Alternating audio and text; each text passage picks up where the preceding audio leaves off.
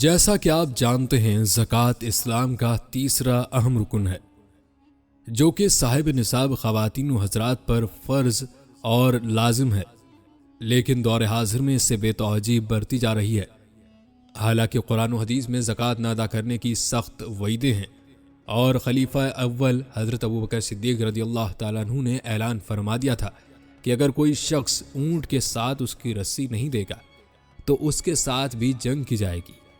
لیکن افسوس ہے کہ آج کا مسلمان زکوٰۃ کی اہمیت سے واقف ہی نہیں ہے۔ بسم اللہ الرحمن الرحیم۔ السلام علیکم ناظرین۔ دوستوں، آج کی ویڈیو میں ہم زکوٰۃ کی اہمیت و مقاصد آپ کو بتائیں گے۔ زکوٰۃ کا نصاب کیا ہے؟ کن کن چیزوں پر زکوٰۃ واجب ہوتی ہے؟ زکوٰۃ کس کو دینی چاہیے؟ زکوٰۃ کا نصاب کیا ہے؟ اور زکوٰۃ کے ضروری مسائل کیا ہیں؟ اس کے علاوہ آپ کو یہ بھی بتائیں گے کہ زکوٰۃ نہ دینے پر کیا گناہ ہے اور قرآن و احادیث پہ اس کی کیا وعیدیں بیان ہوئی ہیں۔ تمام تر تفصیلات آج کی ویڈیو کا حصہ ہیں، لہٰذا آپ سے گزارش ہے کہ ویڈیو کو بغیر اسکپ کیے مکمل دیکھیے گا تاکہ آپ کو مکمل فائدہ ہو۔ ویڈیو کے آخر تک آپ کے ذہن میں موجود زکوٰۃ کے حوالے سے تمام سوالات کا جواب آپ کو مل جائے گا انشاءاللہ۔ بسم اللہ الرحمن الرحیم۔ السلام علیکم ناظرین۔ زکوٰۃ اسلام کی ایک عبادت اور اس کے ارکان خمسہ کا اہم رکن ہے، جس کی فرضیت کتاب و سنت اور اجماع امت سے ثابت ہے۔ اس کا منکر کافر ہے، اسے انکار زکوٰۃ سے فوراً توبہ کرنی چاہیے ورنہ قتل کا مستوجب ہے۔ کتاب سنت میں زکوٰۃ کی فرضیت پر دلالت کرنے والی اس قدر آیات اور احادیث وارد ہوئی ہیں کہ ان سب کو بیان کرنا اس مختصر ویڈیو میں ممکن نہیں، اور زکوٰۃ کی فرضیت اور اہمیت اور اس کے ضروری احکام و مسائل بیان کرنے کی کوشش کریں گے۔ یاد رہے کہ زکوٰۃ کی فرضیت قرآن و احادیث سے ثابت ہے۔ زکوٰۃ پر دلالت کرنے والی چند آیات اور احادیث بیان کرنے کے بعد زکوٰۃ کے احکام اور مسائل بیان کرتے ہیں۔ سورہ بقرہ میں ارشاد باری تعالیٰ ہے، نماز قائم کرو، زکوٰۃ دو، اور رکوع کرنے والوں کے ساتھ رکوع کرو۔ اسی طرح ارشاد ہے، اگر یہ کفر سے توبہ کریں، نماز کے پابند ہو جائیں اور زکوٰۃ دیں تو ان کا راستہ چھوڑ دو، یعنی اب وہ تمہارے ہم مذہب اور مسلمان ہیں، ان کے قتل سے ہاتھ روک لو۔ اسی طرح متقی لوگوں کے اوصاف بیان کرتے ہوئے اللہ تعالیٰ کا فرمان ہے، اللہ تعالیٰ سے ڈرنے والے وہ لوگ ہیں جو دیکھے بغیر اللہ تعالیٰ پر ایمان لاتے ہیں، نماز قائم کرتے ہیں اور ہمارے دیے ہوئے مال سے خرچ کرتے ہیں۔ دوستوں، قرآنی آیات کے علاوہ احادیث نبوی صلی اللہ علیہ وآلہ وسلم میں بھی فرضیت زکوٰۃ پر دلالت ملتی ہے۔ بخاری شریف میں عبداللہ بن عمر رضی اللہ تعالیٰ عنہ سے روایت ہے کہ حضرت صلی اللہ علیہ وآلہ وسلم نے فرمایا، اسلام کی بنا 5 ستونوں پر ہے، اس بات کی گواہی دینا کہ اللہ تعالیٰ کے بغیر کوئی لائق عبادت نہیں اور محمد صلی اللہ علیہ وآلہ وسلم اللہ تعالیٰ کے رسول ہیں، نماز قائم کرنا، زکوٰۃ دینا، حج کرنا، رمضان شریف کے روزے رکھنا۔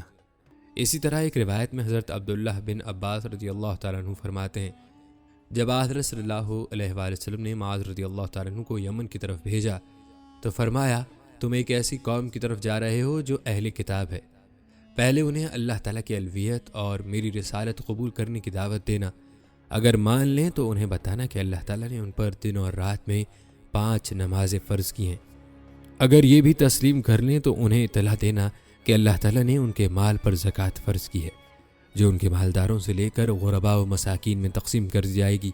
اگر وہ اس پر آمادہ ہو جائیں تو ان کے بہترین مال لینے سے پرہیز کرنا اور مظلوم کی بد دعا سے بچنا، کیونکہ اس کے اور اللہ تعالیٰ کے ہاں اس کی قبولیت میں کوئی پردہ نہیں۔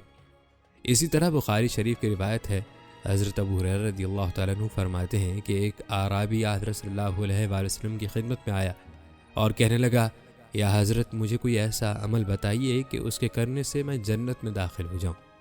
آپ نے فرمایا، اللہ تعالیٰ کی عبادت کرو اور کسی چیز کو اس کا شریک نہ بناؤ، فرض نماز قائم کرو، فرض زکوٰۃ دو اور رمضان شریف کے روزے رکھو۔ یہ سن کر اعرابی بولا، جس خدا کے ہاتھ میں میری جان ہے اس کی قسم، میں اس سے زیادہ کچھ نہیں کروں گا۔ جب وہ پیٹھ پھیر کر جانے لگا تو حضرت صلی اللہ علیہ وآلہ وسلم نے فرمایا، جسے جنتی آدمی دیکھنا پسند ہو وہ اسے دیکھ لے۔ دوستوں، ان آیات و روایات سے زکوٰۃ کی فرضیت اور اہمیت کا اندازہ بخوبی ہوتا ہے۔ یہی نہیں بلکہ حضرت صلی اللہ علیہ وآلہ وسلم کے انتقال کے بعد جب زکوٰۃ دینے سے انکار کرنے پر حضرت صدیق اکبر رضی اللہ تعالیٰ عنہ نے بعض عرب قبائل کے خلاف اعلان جنگ کا فیصلہ کیا تو حضرت عمر رضی اللہ تعالیٰ عنہ نے مزاحمت کی اور کہا آپ ان سے کیسے جنگ کر سکتے ہیں، جبکہ حضرت صلی اللہ علیہ وآلہ وسلم نے فرمایا ہے کہ مجھے لوگوں سے اس وقت تک جنگ کرنے کا حکم دیا گیا ہے جب تک کہ وہ لا الہ الا اللہ کہہ کر اسلام میں داخل نہیں ہو جاتے۔ جس نے یہ کلمہ کہہ لیا اس نے بجز اسلام کے حقوق کے اپنا خون اور مال محفوظ کر لیا اور اس کا حساب اللہ تعالیٰ کے سپرد ہو گیا۔ اس پر حضرت صدیق اکبر رضی اللہ تعالیٰ عنہ نے فرمایا بخدا جو لوگ نماز اور زکوٰۃ میں فرق کریں گے ان سے لڑوں گا، زکوٰۃ مال کا حق ہے جو کبھی چھوڑا نہیں جا سکتا۔ بخدا اگر وہ مجھے ایک رسی دینے سے انکار کریں گے جو حضرت صلی اللہ علیہ وآلہ وسلم کے زمانے میں ادا کیا کرتے تھے تو میں اس کے روکنے پر بھی ان سے لڑوں گا۔ حضرت عمر رضی اللہ تعالیٰ عنہ نے کہا خدا کی قسم یہ سن کر میں مطمئن ہو گیا اور مجھے یقین آ گیا کہ یہی بات حق ہے، اور اس کے لیے اللہ تعالیٰ نے حضرت ابو بکر رضی اللہ تعالیٰ عنہ کا سینہ کھول دیا ہے۔ دوستوں، زکوٰۃ حقیقت میں اللہ تعالیٰ کی مالی عبادت ہے اور اسلام کا ایک اہم رکن ہے، لیکن واقعاتی اعتبار سے دیکھا جائے تو اس کو اجتماعی زندگی میں ریڑھ کی ہڈی کی حیثیت حاصل ہے، اور ظاہر ہے کہ کوئی قوم مالی استحکام کے بغیر متمدن اور ترقی یافتہ کہلانے کی مستحق نہیں ہے۔ لہٰذا مسائل اور احکام بیان کرنے سے پہلے چند بنیادی باتوں کا ذکر ضروری ہے جن کی ذہن نشی کرنے سے بصیرت پیدا ہوگی اور آئندہ بیان ہونے والے مسائل کے سمجھنے میں مدد ملے گی۔ دوستوں، یاد رہے کہ شریعت اسلامیہ نے مندرجہ ذیل 4 قسم کے مال میں زکوٰۃ فرض کی ہے جن کے ساتھ انسانی ضروریات وابستہ ہیں اور زندگی میں ہر آدمی ان کا محتاج ہے۔ نمبر 1 بہائم یعنی چوپائے، جانور، اونٹ، گائیں، بکری وغیرہ۔ نمبر 2 سونا، چاندی، نقود و زیورات وغیرہ۔ نمبر 3 ہر قسم کا تجارتی مال جس میں تجارت کی شرعاً اجازت ہے۔ نمبر 4 زمین سے پیدا ہونے والی چیزیں، اجناس، خوردنی، پھل اور تیل نکالنے کے بیج۔ دوستوں، چونکہ شریعت نے زکوٰۃ مالداروں پر فرض کی ہے تاکہ ان کے مال کا کچھ حصہ ہر سال غرباء و مساکین کی ضروریات پر صرف کیا جا سکے، لہٰذا ہر قسم کے مال زکوٰۃ کا نصاب مقرر کر دیا گیا ہے۔ اس سے پتہ چلتا ہے کہ جو شخص کسی قسم کے نصاب کا مالک ہے وہ غنی ہے اور اس پر اپنے مال کی زکوٰۃ دینا فرض ہے، اور جس کے پاس کوئی بھی نصاب نہیں وہ فقیر ہے اور مصرف زکوٰۃ ہے۔ بیان کیے گئے 4 قسم کے مال کے نصاب کی مختصر تفصیل یہ ہے۔ نمبر 1 اونٹ کے لیے 5 اونٹ، گائیں کے لیے 30 گائیں، بھیڑ بکری اور دمبے کے لیے 40 بکریاں۔ البتہ جسامت اور حجم کے اختلاف کی بنا پر ان جانوروں کے نصاب میں بھی اختلاف ہے۔ نمبر 2 چاندی کے لیے 200 درہم تقریباً 52.5 تولہ ہے۔ نمبر 3 مال تجارت کی قیمت جس نقدی سے لگائی جائے اس کا نصاب اسی نقدی کا نصاب ہے۔ اگر اس کی قیمت دراہم سے لگائی جائے تو نصاب 200 درہم ہے، اور اگر دینار سے نکالی جائے تو نصاب 20 دینار ہے۔ زمین سے پیدا ہونے والے غلے کا نصاب 5 دستی ہے جس کا وزن تقریباً 20 من ہے۔ دوستوں، زکوٰۃ کی بنیادی باتوں میں یہ بھی ہے کہ شریعت مطہرہ نے زکوٰۃ ادا کرنے کے لیے 1 سال کی مدت مقرر کی ہے، اور اس میں اغنیاء اور غرباء و مساکین دونوں کی مصلحتوں کو ملحوظ رکھا گیا ہے۔ اگر یہ مدت مثلاً 1 ہفتے یا 1 مہینے مقرر کی جاتی تو اس صورت میں مالداروں پر ناقابل برداشت بوجھ پڑتا، اور اگر حج کی طرح زکوٰۃ عمر میں صرف 1 دفعہ فرض کی جاتی تو غرباء و مساکین کے لیے جسم و جان کا رشتہ قائم رکھنا مشکل ہو جاتا۔ لہٰذا زکوٰۃ کی مدت 1 سال مقرر ہے۔ یاد رہے سال کی مدت کا اطلاق زمین سے نکلنے والی اشیاء کے علاوہ باقی 3 قسم کے اموال پر ہوتا ہے۔ زمین سے پیدا ہونے والے غلے یا زمین سے نکلنے والی معدنیات، سونا، چاندی، لوہا، تانبا، قلعی، کوئلہ اور نمک وغیرہ، یا دفینہ کی زکوٰۃ اسی وقت دینی پڑتی ہے جب یہ چیزیں حاصل ہوں، ان میں سال کی شرط نہیں۔ دوستوں، آپ کو بتاتے چلیں کہ زکوٰۃ شرعی کی مقدار میں کمی بیشی مال کی تحصیل میں سہولت اور مشقت پر مبنی ہے۔ جس مال کے حصول میں بآسانی اور سہولت پائی جاتی ہے اس میں مقدار زکوٰۃ زیادہ ہے، اور جس کے حصول میں مشقت اور تکلیف اٹھانا پڑتی ہے اس میں زکوٰۃ کی مقدار کم ہے۔ جیسے کسی کو کنواں یا گڑھا کھودتے وقت دفینہ مل جاتا ہے تو اسے یہ مال مفت میں مل گیا ہے، کوئی تکلیف نہیں اٹھانا پڑی، اس لیے دفینہ پانے والے کو کل مال کا 5واں حصہ 20% دینا پڑتا ہے۔ کھیتی باڑی میں چونکہ مشقت زیادہ کرنی پڑتی ہے، لہٰذا اس کی پیداوار میں مقدار زکوٰۃ 5ویں حصے سے کم کر کے 10واں حصہ 10% مقرر کر دی گئی ہے، بشرط یہ کہ کھیتی بارش یا چشمے کے پانی سے تیار ہوئی ہو، اور اگر کھیتی تیار کرنے کے لیے ٹیوب ویل یا رہٹ وغیرہ مصنوعی آلات کے ذریعے آب پاشی کی گئی ہے تو مقدار زکوٰۃ 10ویں حصے سے بھی کم ہو کر 20واں حصہ 5% رہ جاتی ہے۔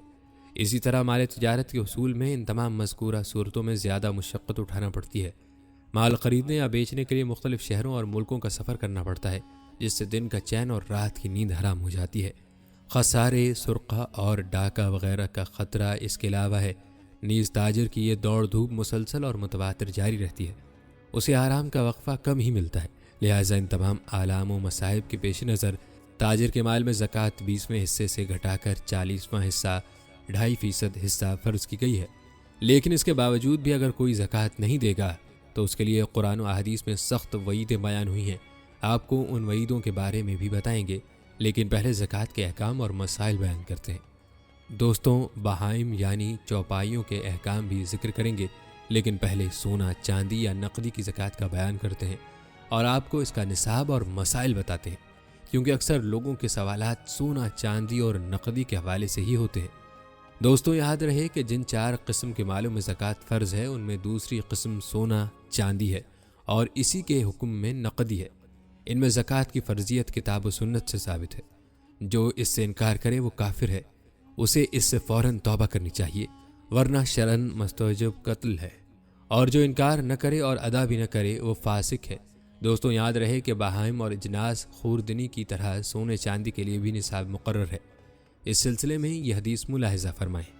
حضرت علی رضی اللہ تعالیٰ عنہ کا بیان ہے کہ آپ صلی اللہ علیہ وآلہ وسلم نے فرمایا، جب تمہارے پاس 200 درہم ہوں اور ان پر سال بھی گزر جائے تو ان میں زکوٰۃ 5 درہم ہوگی، اور جب تمہارے پاس 20 دینار سونا ہو تو سال کے بعد اس میں نصف دینار زکوٰۃ ادا کرنا فرض ہے۔ اسی طرح جابر رضی اللہ تعالیٰ عنہ کہتے ہیں کہ حضرت صلی اللہ علیہ وآلہ وسلم نے فرمایا، 5 اوقیہ یعنی 200 درہم سے کم چاندی میں زکوٰۃ نہیں ہے، اور 5 سے کم اونٹوں میں زکوٰۃ نہیں ہے، اور 5 وسق تقریباً 20 من سے کم غلے میں زکوٰۃ نہیں ہے۔ دوستوں، بیان کی گئی احادیث اور کتب احادیث میں مروی دیگر 20 احادیث سے ثابت ہوتا ہے کہ شارع علیہ السلام نے چاندی کے لیے 200 درہم اور سونے کے لیے 20 دینار مقرر کیا ہے، اور ان پر وجوب زکوٰۃ کے لیے 1 سال کی میعاد کو شرط قرار دیا ہے۔ 200 درہم یعنی 52.5 تولہ اور 20 دینار سونے کا وزن 7.5 تولہ ہے۔ اس سے معلوم ہوا کہ سونے چاندی کے مالک ہر مسلمان کے لیے اس نصاب کے مطابق زکوٰۃ ادا کرنا لازم ہے۔ نقدی کی زکوٰۃ چاندی کی قیمت کے مطابق ہوگی۔ دوستوں، نقدی کا حساب چاندی کے اعتبار سے ہوگا۔ رائج الوقت چاندی کے حساب سے دیکھنا ہوگا۔ اگر 52.5 تولہ چاندی کی قیمت کے برابر یا اس سے زیادہ نقدی ہو اور اس پر 1 سال کا عرصہ بھی گزر چکا ہو تو اس کو اس تمام رقم سے 2.5% کے حساب سے زکوٰۃ ادا کرنی چاہیے۔ دوستوں، اس حوالے سے ایک اہم سوال یہ بھی ہے کہ آیا نصاب پورا کرنے کے لیے سونا اور چاندی دونوں کو جمع کیا جائے گا؟ تو اس حوالے سے آپ کو بتاتے چلیں کہ اگر کسی کے پاس سونا اور چاندی میں سے کسی کا نصاب بھی پورا نہیں ہے تو اس کے متعلق علماء کا اختلاف ہے۔ امام مالک رحمۃ اللہ علیہ اور امام ابو حنیفہ رحمۃ اللہ علیہ کے نزدیک ان دونوں کو جمع کر کے نصاب پورا کیا جائے اور اس سے زکوٰۃ ادا کی جائے، لیکن دوسرے ائمہ اس کے خلاف ہیں۔ ان کے نزدیک جب تک سونے اور چاندی میں سے ہر ایک الگ الگ نصاب کو نہ پہنچے زکوٰۃ واجب نہیں ہے۔ ان دونوں کو باہم ملا کر نصاب پورا نہیں کیا جائے گا، اور یہ مذہب صحیح ہے کیونکہ یہ دونوں دہاتیں علیحدہ علیحدہ جنس ہیں، اور اسی وجہ سے ان کی باہمی بے کمی و بیشی کے ساتھ جائز ہے۔ دوستوں، زکوٰۃ کے حوالے سے ایک اہم مسئلہ مال زمار کے حوالے سے ہے۔ اگر کسی شخص کا مال اس طرح اس کے ہاتھ سے نکل جائے کہ اسے معلوم نہیں کہ وہ اسے واپس ملے گا یا نہیں تو وہ مال زمار کہلاتا ہے۔ مثلا جنگل میں کسی جگہ مال دفن کیا اور جگہ بھول گیا، یا مال سمندر میں ڈوب گیا، یا کسی نے چھین لیا اور ثبوت نہیں ہے، یا کسی بادشاہ نے ناحق جرمانہ کر دیا، یا کوئی قرض لے کر مکر گیا اور اس کے پاس گواہ یا تحریر نہیں ہے۔ ان سب صورتوں میں اگر اسے مال مل جائے، خواہ کئی سال کے بعد ملے، تو 1 سال کی زکوٰۃ دینا ہوگی۔ ملنے سے پہلے گزشتہ سالوں کی زکوٰۃ نہیں پڑے گی۔ امام مالک رحمۃ اللہ علیہ موطا میں لکھتے ہیں کہ حضرت عمر بن عبدالعزیز نے کسی ظالم حاکم سے چھینا ہوا مال مظلوم کو واپس دلوایا اور لکھا کہ مال کا مالک گزشتہ سالوں کی زکوٰۃ دے، لیکن اس کے بعد معین دوسرا فرمان بھیجا کہ صرف 1 سال کی زکوٰۃ دی جائے۔ یہ مال ثمار تھا۔ دوستوں، اب بات کرتے ہیں قرض کی زکوٰۃ کے حوالے سے۔ اگر کسی شخص نے کسی کو قرض دیا اور کئی سال بعد وصول ہوا تو اس پر بھی 1 سال کی زکوٰۃ ہے۔ گزشتہ سالوں کی زکوٰۃ نہیں دینا پڑے گی۔ اگر اسے نصاب کے مطابق رقم وصول نہیں ہوئی لیکن اس کے پاس کچھ نقدی یا مال تجارت موجود ہو جس میں زکوٰۃ واجب ہے تو قرض کی رقم اس میں جمع کر کے زکوٰۃ دے۔ اگر اس کے پاس نقدی وغیرہ کچھ نہیں تو پھر قرض کی وصول شدہ رقم یاد رکھے۔ اس کے بعد جب اسے اتنی رقم ملے کہ پہلی اور پچھلی مل کر 52.5 تولہ چاندی یا 7.5 تولہ سونے کو پہنچ جائے تو اس کی زکوٰۃ ادا کرے۔ پھر جو رقم اسے تھوڑی بہت ملتی جائے حساب کے مطابق اس کی زکوٰۃ ادا کرتا جائے۔ اسی طرح اگر کسی مقروض کے پاس اس قدر سامان ہے کہ اس سے اس کا قرض ادا ہو سکتا ہے، لیکن اس کے علاوہ اس کے پاس نصاب کے مطابق نقد روپیہ بھی ہے تو وہ نقد روپے کی زکوٰۃ دے۔ اگر قرض اتنا زیادہ ہے کہ نقد اور اسباب دونوں سے پورا ہو سکتا ہے تو اس پر زکوٰۃ نہیں۔ دوستوں، یہ نقدی کے حوالے سے تذکرہ تھا۔ یاد رہے کہ سونے چاندی کے زیورات میں بھی زکوٰۃ فرض ہے۔ اس کے متعلق خاص احادیث و آثار کے علاوہ کتاب و سنت کے عموم سے بھی یہی معلوم ہوتا ہے، جیسا کہ قرآن پاک میں ہے، یعنی جو لوگ سونا چاندی جمع کر کے رکھتے ہیں اور اسے اللہ تعالیٰ کی راہ میں خرچ نہیں کرتے، اے رسول آپ انہیں دردناک عذاب کی بشارت دے دیں۔ اسی طرح حدیث شریف میں ہے، رسول اللہ صلی اللہ علیہ وآلہ وسلم نے فرمایا کہ چاندی میں 40واں حصہ یعنی 2.5% زکوٰۃ فرض ہے، اور ایک روایت ہے کہ 5 اوقیہ سے کم چاندی میں زکوٰۃ نہیں ہے۔ جب 200 درہم ہو جائیں تو ان میں سے 5 درہم زکوٰۃ واجب ہے۔ بیان کی گئی احادیث سے معلوم ہوا کہ سونے چاندی میں زکوٰۃ ہے، اور سونے چاندی کے زیور بھی سونے چاندی ہے۔ ان کو کسی نص اور اجماع نے زکوٰۃ سے مستثنیٰ نہیں کیا۔ دوستوں، یاد رہے کہ حضور صلی اللہ علیہ وآلہ وسلم نے زکوٰۃ نہ دینے پر بڑی وعید بیان فرمائی ہے۔ عبداللہ بن عمر رضی اللہ تعالیٰ عنہ کہتے ہیں کہ ایک دفعہ ایک عورت حضرت صلی اللہ علیہ وآلہ وسلم کے پاس آئی، جس کے ساتھ اس کی بیٹی تھی۔ اس کے ہاتھ میں سونے کے 2 موٹے موٹے کنگن تھے۔ آپ صلی اللہ علیہ وآلہ وسلم نے پوچھا، اس کی زکوٰۃ بھی دیتی ہو؟ اس نے نفی میں جواب دیا۔ آپ صلی اللہ علیہ وآلہ وسلم نے فرمایا، کیا تمہیں یہ پسند ہے کہ قیامت کے دن اللہ تعالیٰ ان کے بدلے میں تمہیں آگ کے کنگن پہنائے؟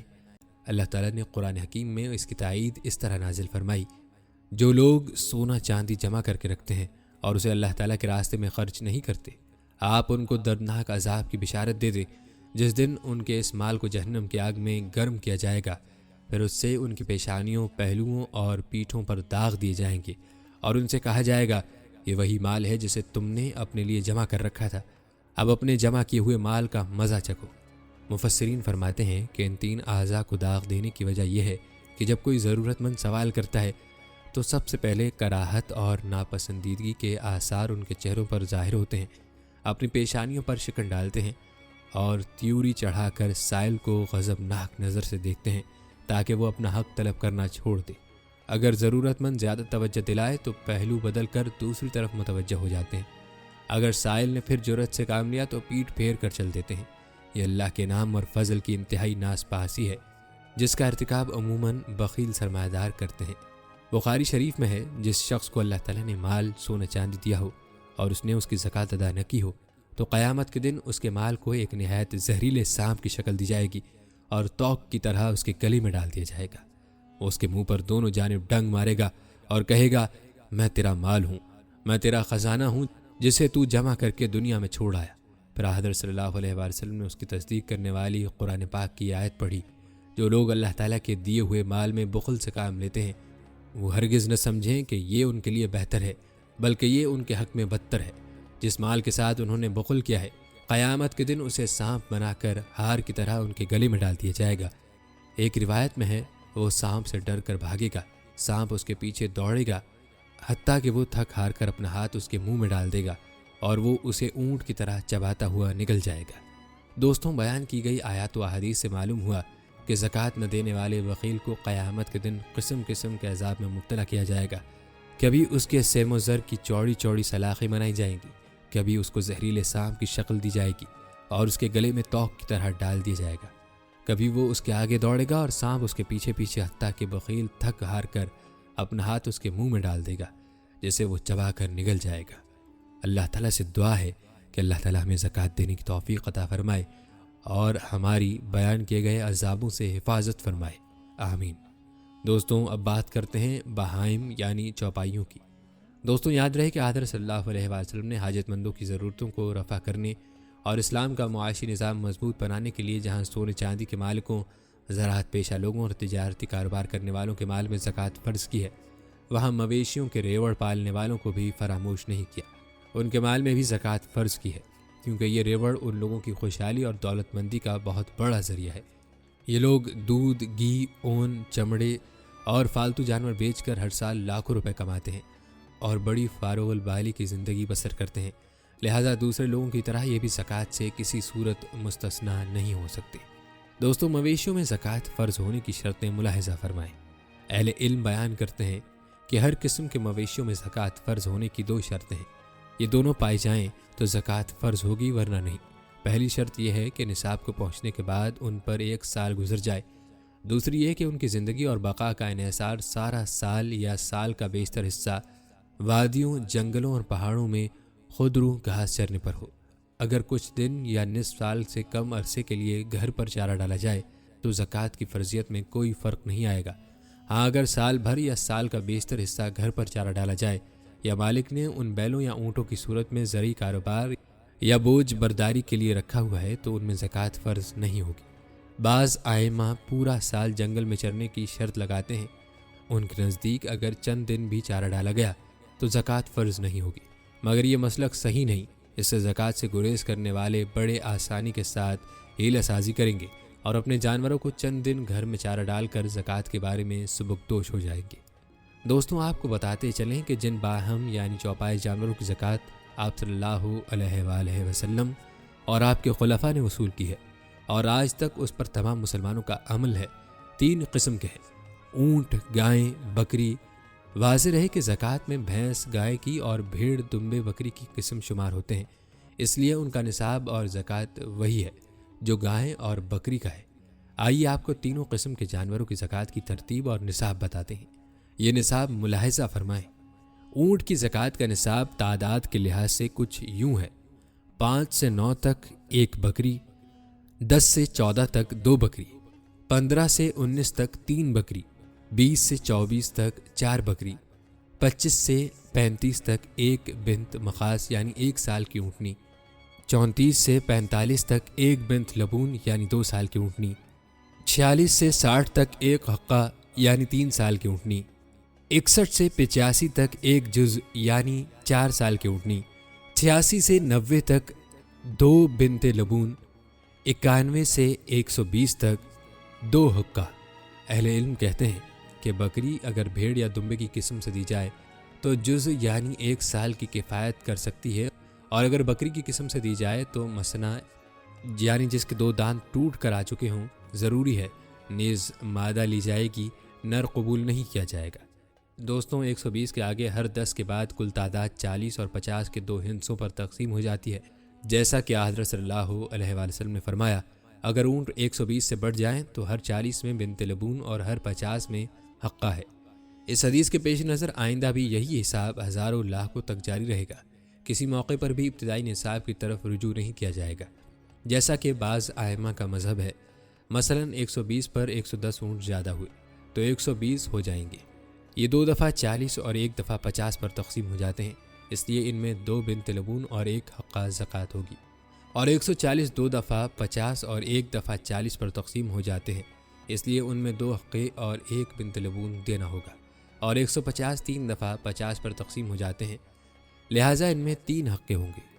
دوستوں، یہاں پر ان مسائل کی تفصیل بیان نہیں کی جاتی، تفصیل کے لیے چاہیے کہ کسی مفتی سے رجوع کیا جائے، البتہ موٹے موٹے مسائل اور تعداد آپ کے علم میں ہونا ضروری ہے، تاکہ ہر مسلمان اس بات سے آگاہ رہے کہ مویشی ہونے کی صورت میں کب زکوٰۃ واجب ہوتی ہے اور کتنی زکوٰۃ دینی ہوگی۔ اب بات کرتے ہیں گائے کی زکوٰۃ کی، تو اس کا نصاب 30 سے شروع ہوتا ہے اور اس طرح سے ہے: 30 سے 39 تک 1 تبی یا تبی یعنی 1 سال کا بچڑا یا بچڑی ہے، 40 سے 59 تک 1 مسن یا مسنا یعنی 2 سال کا نر یا مادہ جس کے دودھ کے دانت ٹوٹ چکے ہوں، 60 سے 69 تک 3 تبی یا تبی۔ دوستوں، اونٹوں کی طرح یہاں 60 سے آگے ہر 10 کے بعد کل تعداد 20 اور 40 کے 2 ہندسوں پر تقسیم ہو جاتی ہے، لہٰذا حضرت صلی اللہ علیہ وآلہ وسلم کے ارشاد کے مطابق ہر عامل 30 گایوں سے 1 سال کا نر یا مادہ اور 30 سے مسنا لے اور 40 سے مسنا لے، 70 سے 1 سال کا نر یا مادہ اور 1-2 سال کا نر یا مادہ لیا جائے گا، 80 سے 2 سال کے نر یا مادہ اور 90 سے 99 تک 3 یا 1 سال کے نر یا مادہ۔ یاد رہے کہ گائے کی زکوٰۃ میں صرف تبی اور مسن مقرر ہے، دوسرے کسی عمر کے جانور کا ذکر نہیں۔ ہاں، مالک اپنی خوشی سے بڑی عمر کا جانور دے تو جائز ہے، اس میں نر اور مادہ کا کوئی امتیاز نہیں۔ بعض علماء کہتے ہیں کہ مثنیٰ پر ہر حال میں مادہ ہونی چاہیے، جیسا کہ مذکورہ بالا حدیث میں مثنیٰ ہی کا ذکر ہے، مثن کا نہیں، مگر یہ درست نہیں۔ دوستوں، اب ذکر کرتے ہیں بکریوں کی زکوٰۃ کی۔ یہ 40 سے شروع ہوتی ہے اور اس کا نصاب یوں ہے: 40 سے 120 تک ایک بکری، 121 سے 200 تک 2 بکری، 201 سے 300 تک 3 بکری۔ اس کے بعد ہر 100 پر ایک بکری زکوٰۃ دینا پڑے گی۔ چنانچہ 399 میں بھی 3 بکریاں ہیں، جیسا کہ 300 میں 3 بکریاں ہیں۔ 400 پوری ہوں گی تو 4 بکریاں دینا پڑتی ہیں، 500 ہوں گی تو 5 بکریاں ہوں گی، اور 500 سے کم ہوں گی تو زکوٰۃ میں 4 ہی بکریاں فرض ہوں گی۔ اس کے آگے جتنے سینکڑے پورے ہوں گے اتنی بکریاں دی جائیں گی، جو سینکڑا کم ہوگا اس میں زکوٰۃ نہیں ہوگی۔ یہاں ایک بات یاد رکھنے کی ہے کہ بکریوں میں بچے بھی شمار ہوں گے، مگر بچے زکوٰۃ میں قبول نہیں کیے جائیں گے۔ زکوٰۃ میں صرف بھیڑ جزا یعنی 1 سال کی یا بکری مسنہ لی جائے گی۔ دوستوں، یہ تھا تذکرہ مویشیوں کی زکوٰۃ کے مسائل کا، جن میں مزید تفصیل یہاں بیان نہیں کی جاتی۔ اس کے لیے آپ ضرورت کے مطابق فقہاء اور علماء سے رجوع کر سکتے ہیں۔ البتہ مختصراً ذکر کرتے ہیں مویشیوں سے زکوٰۃ نہ دینے پر وعیدوں کا۔ دوستوں، پہلے بھی ذکر ہو چکا ہے کہ دوسرے اموال کی طرح حضرت صلی اللہ علیہ وآلہ وسلم نے مویشیوں میں بھی زکوٰۃ فرض کی ہے، اور اس پر تمام امت کا اجماع ہے۔ ان سے زکوٰۃ نہ دینے والے کے حق میں حدیث پاک میں سخت وعید آئی ہے۔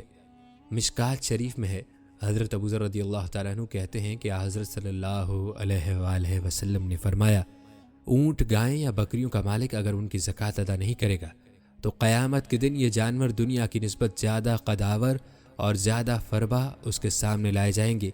وہ اس کو سینگوں سے مارتے ہوئے اور پیروں تلے کچلتے ہوئے گزریں گے۔ جب آخر والے ختم ہو جائیں گے تو پہلے پھر اسی طرح گزرنا شروع ہو جائیں گے، اور لوگوں کے درمیان فیصلہ ہونے تک اس کا یہی حال ہوتا رہے گا۔ دوستوں، کتنا سخت معاملہ اور کتنا سخت عذاب ہے۔ اللہ تعالیٰ سے دعا ہے کہ اللہ پاک ہماری حفاظت فرمائے، آمین۔ دوستوں، اس سے پہلے کہ غلے کے نصاب اور مسائل کا تذکرہ کیا جائے، آپ کو زکوٰۃ کے چند متفرق مسائل بتاتے ہیں جن کا جاننا ضروری ہے۔ دوستوں، ایک اہم مسئلہ مال میں اضافے کے حوالے سے ہے، یعنی جن کے پاس نصاب کے مطابق رقم ہے، پھر سال پورا ہونے تک اس میں اضافہ ہی ہوتا رہتا ہے۔ رقم نصاب سے کم نہیں ہوتی تو ہر سال پورا ہونے پر ساری رقم میں زکوٰۃ واجب ہوگی، کیونکہ ہولان ہول کی شرف نصاب کے لیے ہے، دوران سال میں حاصل ہونے والی رقم کے لیے نہیں۔ جیسے کسی کے پاس 2 لاکھ روپے ہیں، پھر ہر مہینے اس میں اضافہ ہوتا جائے، حتیٰ کہ سال پورا ہونے تک وہ رقم 10 لاکھ ہو جاتی ہے تو 10 سال کی زکوٰۃ دی جائے گی۔ اسی طرح جو آدمی نقدی یا تجارتی مال کی زکوٰۃ ادا کرے، پھر 6 ماہ بعد اسے ورثہ یا ہبہ کی صورت میں کچھ رقم مل جائے تو اسے عرف عام میں مال مستفاد کہتے ہیں، تو اس پر پہلے مال کے ساتھ اس کی زکوٰۃ دینی ضروری نہیں، بلکہ اس کی تحویل میں آنے کے 1 سال بعد اس کی رقم میں زکوٰۃ واجب ہوگی۔ ہاں، اگر اپنی آسانی کے لیے مال کے ساتھ زکوٰۃ دینا چاہے تو جائز ہے۔ دوستوں، ایک اہم مسئلہ یہ بھی ہے کہ اگر بیوی کا مال الگ ہے تو اسے اپنے مال کی زکوٰۃ خود ادا کرنی ہوگی، شوہر پر اس کی ذمہ داری نہیں ہے۔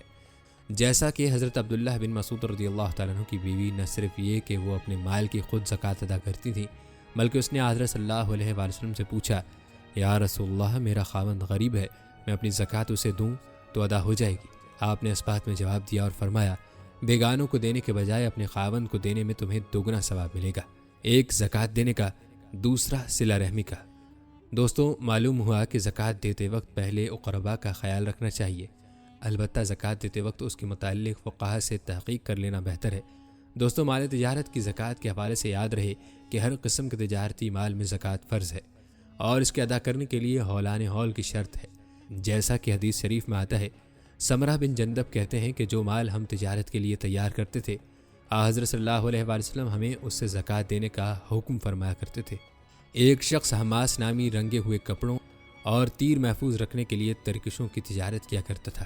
وہ کہتا ہے، امیر المؤمنین حضرت عمر رضی اللہ تعالیٰ عنہ نے اس سے کہا، ان چمڑوں اور ترکشوں کی قیمت لگاؤ اور ان کی زکوٰۃ ادا کرو۔ دوستوں، یاد رہے کہ زکوٰۃ ہر قسم کے سامان تجارت میں واجب ہے جب اس کی قیمت سونے چاندی کے نصاب کو پہنچ جائے۔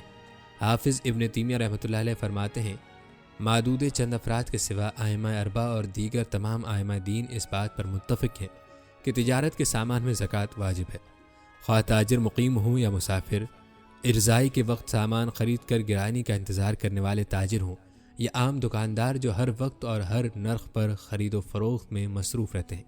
تجارت کا مال نئے یا پرانے کپڑے ہوں یا کھانے پینے کا سامان، ہر قسم کا غلہ، پھل، فروٹ، سبزی، گوشت وغیرہ، مٹی، چینی، دھات وغیرہ کے برتن ہوں یا جاندار چیزیں، غلام یا گھوڑے، خچر اور گدھے وغیرہ، گھر میں پلنے والی بکریاں ہوں یا جنگل میں چرنے والے ریوڑ، غرض تجارت کے ہر قسم کے مال میں زکوٰۃ فرض ہے۔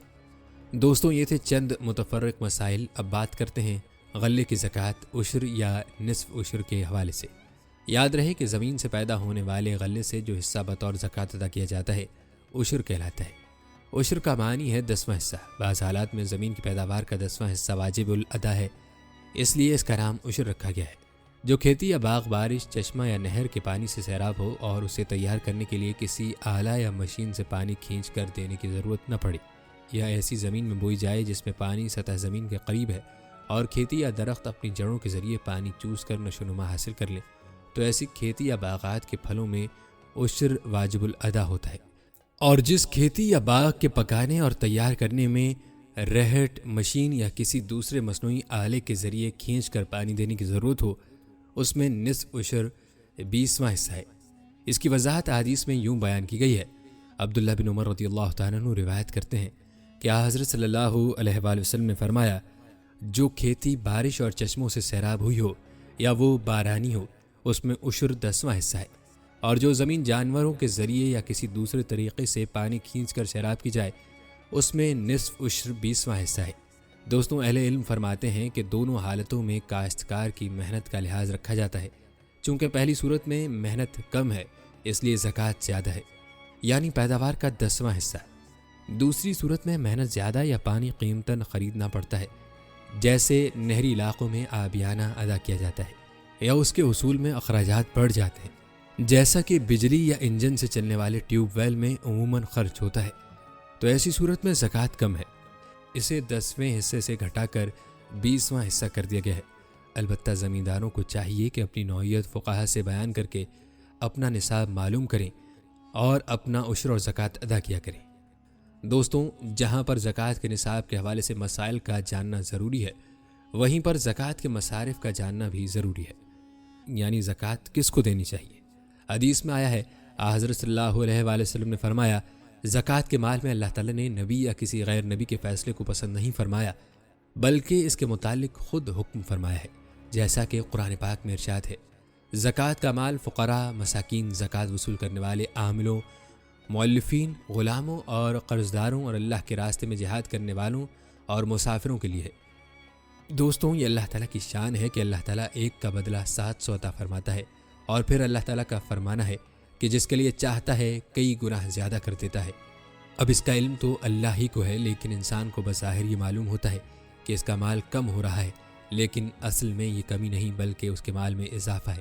قرآن پاک کے علاوہ حدیث پاک میں اس کا ذکر ملتا ہے۔ حضرت ابو ہریرہ رضی اللہ تعالیٰ عنہ کا بیان ہے کہ حضرت صلی اللہ علیہ وآلہ وسلم نے فرمایا، ایک دفعہ ایک آدمی بیابان جنگل سے گزر رہا تھا، اس نے بادل سے آواز سنی، فلاں شخص کے باغ کو پانی دو۔ ادھر دیکھتا ہے کہ بادل ایک طرف ہٹ گیا اور کھلے میدان میں برسنے لگا۔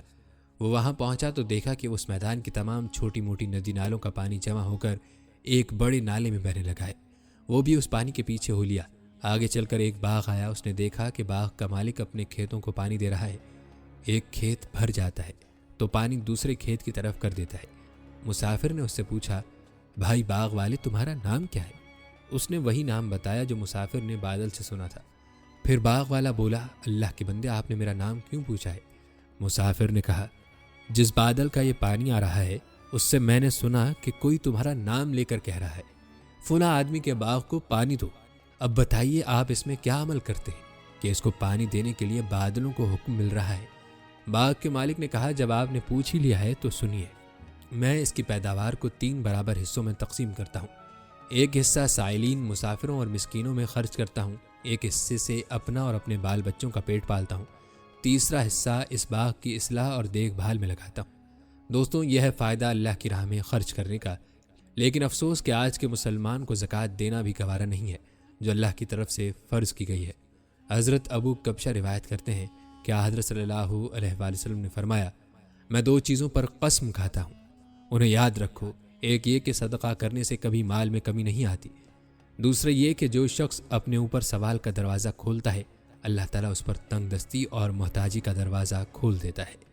اسی طرح حضرت عائشہ رضی اللہ تعالیٰ عنہ کا بیان ہے کہ آپ صلی اللہ علیہ وآلہ وسلم نے فرمایا، جب کوئی مومن حلال مال سے صدقہ کرتا ہے اور اللہ تعالیٰ حلال مال ہی کو قبول فرماتا ہے اور حلال مال ہی آسمان پر پہنچ کر شرف پذیرائی حاصل کرتا ہے، تو اللہ تعالیٰ اس کو اپنے ہاتھ میں لے لیتا ہے اور اس کو اس طرح بڑھاتا ہے جس طرح تم اپنے اونٹ کے بچے کو پالتے ہو، حتیٰ کہ ایک کھجور ایک پہاڑ جتنی بڑی ہو جاتی ہے۔ دوستوں، یہ تھے چند فضائل اور فوائد جو صدقات اور زکوٰۃ کے ہیں۔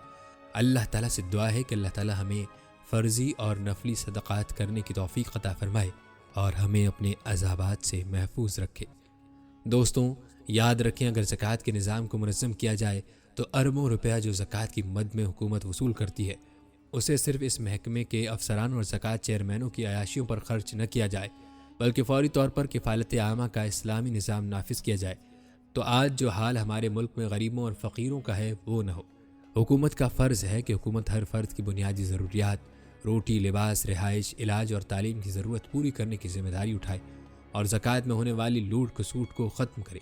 اس فنڈ سے رفاہی ادارے قائم کرے جن میں سر فہرست بیت المال کو منظم کرنا ہے، بھیک مانگنے کو حکماً بند کر دیا جائے، اوقاف سے حاصل ہونے والی کروڑوں روپے کی آمدنی اور زکوٰۃ کے نام پر جمع ہونے والی اربوں روپے کی دولت سے غربت کے خاتمے کی مفید و مستقل راہیں تلاش کرے۔ کمی وسائل کی نہیں بلکہ حسن تدبیر، خلوص اور ایمان و احساس کی کمی ہے۔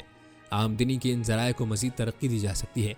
جس بھوک و افلاس کو اس ملک کا مقدر بنا لیا گیا ہے، جس پسماندگی کو ہماری لازمی صفت بنا لیا گیا ہے، وہ بھوک و افلاس اور پسماندگی ہرگز ہمارا مقدر نہیں، بلکہ ظالمانہ سرمایہ داری و جاگیرداری کے شیطانی سامراجی نظام نے اپنی نحوست کا سیاہ داغ ہماری پیشانی پر چشمہ کر رکھا ہے۔ ہم اس ملک میں اسلامی نظام، عشر و زکوٰۃ صحیح و مکمل طور پر نافذ کر کے سود، جوا، شراب اور بے حیائی و فحاشی و منشیات کے خاتمے سے حقیقی اسلامی انقلاب لا سکتے ہیں۔ ایک ایسا معاشرہ جس میں کوئی کسی کے آگے دست سوال دراز نہ کرے، ہر شخص کو عزت و وقار کی پرسکون زندگی میسر آئے، محبت و اخوت کی فراوانی ہو، نفرت و کدورت، بغض و حسد کا خاتمہ ہو، ہر شخص اپنے مفاد کے بجائے دوسروں کا بھلا چاہے، امن ہو، سکون ہو، محبت ہو۔ دوستوں، یہ تھی ہماری آج کی ویڈیو۔ کمنٹ سیکشن میں اپنی رائے کا اظہار ضرور کریں اور بتائیں کہ آپ اگلی ویڈیو کون سے اسلامک ٹاپک پر دیکھنا چاہتے ہیں۔ آپ کی قیمتی رائے ہمارے لیے بہت اہمیت رکھتی ہے، اور جانے سے پہلے ویڈیو کو شیئر ضرور کیجیے گا۔ ہم امید کرتے ہیں کہ آپ کو ہماری آج کی ویڈیو ضرور پسند آئی ہوگی۔ اگر آپ کو ہماری آج کی ویڈیو پسند آئی ہے تو اس کو لائک کریں۔ آخر میں ان لوگوں سے ایک بار پھر درخواست ہے کہ ہمارے چینل کو ضرور سبسکرائب کر لیں جنہوں نے ابھی تک ہمارا چینل سبسکرائب نہیں کیا۔ ملتے ہیں اگلی ویڈیو میں، تب تک کے لیے اللہ نگہبان۔